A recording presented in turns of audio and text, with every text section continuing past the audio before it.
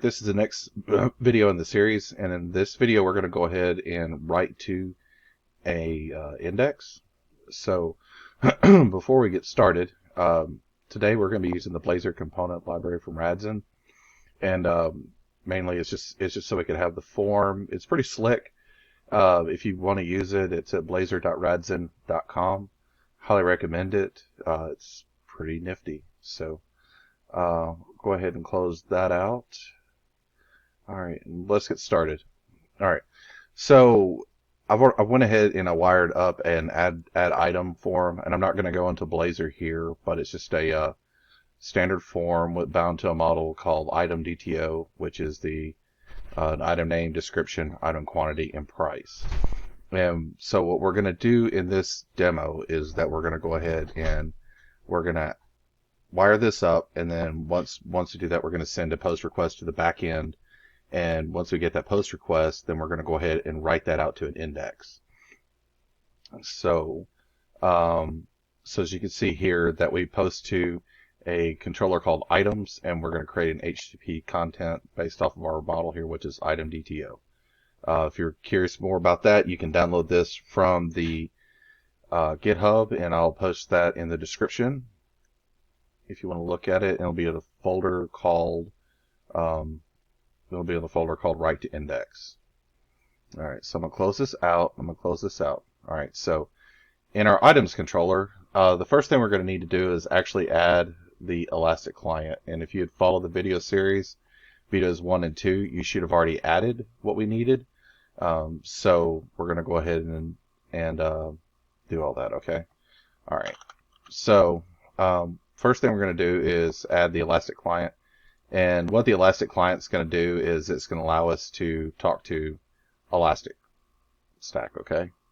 All right, and the next thing we're going to want to do is add the configuration. And the reason why we're going to add the configuration is we're still going to pull the same value out of app settings JSON, which is this Elastic key right here.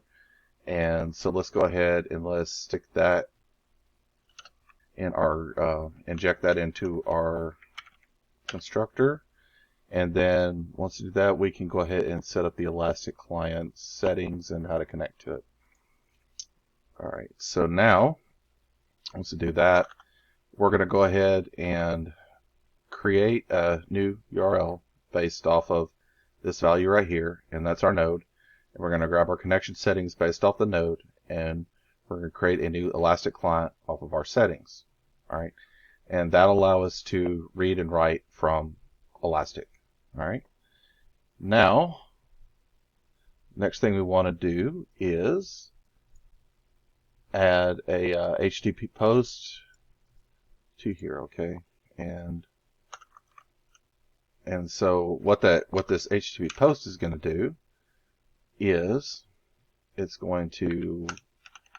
going to call it from add item. And it's going to handle the post, all right? And we're going to pass in from the body, we're going to pass in the item DTO, all right? And then, so the first thing we need to do is we need to figure out what index we're going to write to. All right, so indexes in Elastic are always going to be lowercase. You're never going to have the mixed case one. So in this case, we're going to go ahead and call our index item entry log.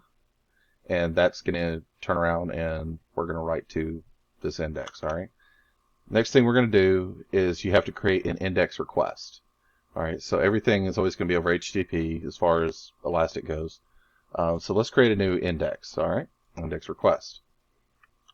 All right, so our index request, we're going to call it index request of type item DTO. Its index equals new index request of type item DTO. All right. This is our index to write, which is this guy right here. And I'm just going to create a new GUID here. And then in here, you're always going to have to add a document, okay? So this document here is going to be what we passed in right here. All right, the next thing we want to do is we actually have to index it. All right, so now if we add it here, so we're going to await from our Elastic client that we set right here, index async of type item DTO, and we're going to pass in our index request. And after that, we're going to get an index result. Because, I mean, you may get some try catches, but when you do an index request, you can either decide to see if what you got back is valid. If it's not valid, you can log error or log information, and that's what we're going to do. So now we're going to say if our index result is not valid, log error and pass it the debug information, and that'll go out to our standard logger information, which we set up in the last video. Otherwise, we're going to go ahead and say log information and still pass the debug information, but it won't be flagged as an error. All right, so, and that's all the code you really have to do to write to an index. All right, so now we've got all that here, as you can see. So just to recap, what we're going to be doing now is we've got a new Razor control out here called add item. And what add item does is it provides the item name, item description, quantity, and price. And we're going to submit it.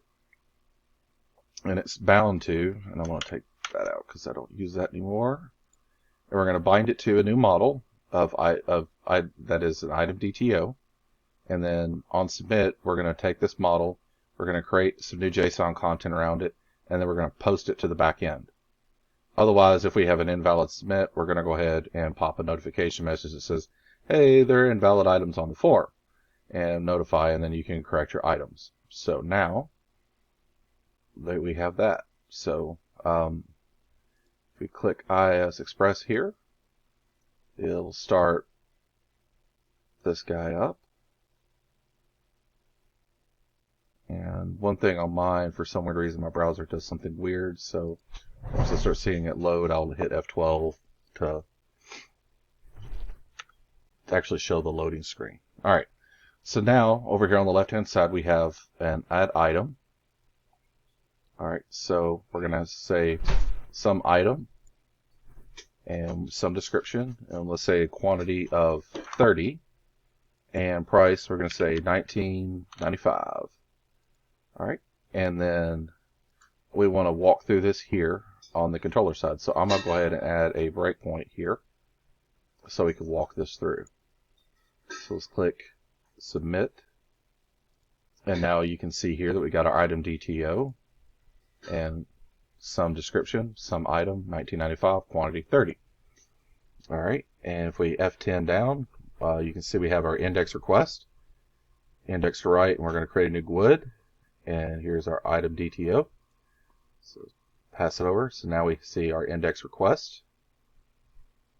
So document and our state and self and all that. All right. So let's index this guy and take a moment. All right. So index result. It said validness response from successful 201 low key call, and we were able to stick it in here. So now, since our request is valid, we're going to go ahead and log information out to our debug, and it'll kick back now to the form.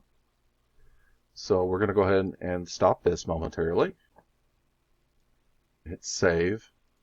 Now if we come over here to index management inside your stacks, remember it's on HTTP localhost 5601, and we're going to come over here to index management.